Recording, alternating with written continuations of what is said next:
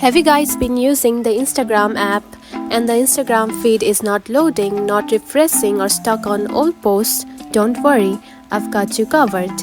In today's video, I'm going to show you how to fix the Instagram feed. So let's dive right in. There are a few steps that you can do to fix it. The number one step is check your internet connection. So make sure your internet connection is strong.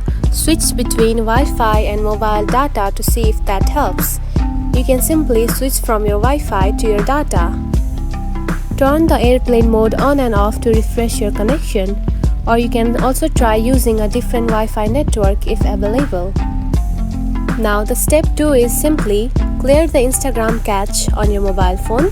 For that, go to the Settings app, then scroll down and tap onto General right here. Then tap onto iPhone Storage. Then again scroll down and find the Instagram app. Just right here.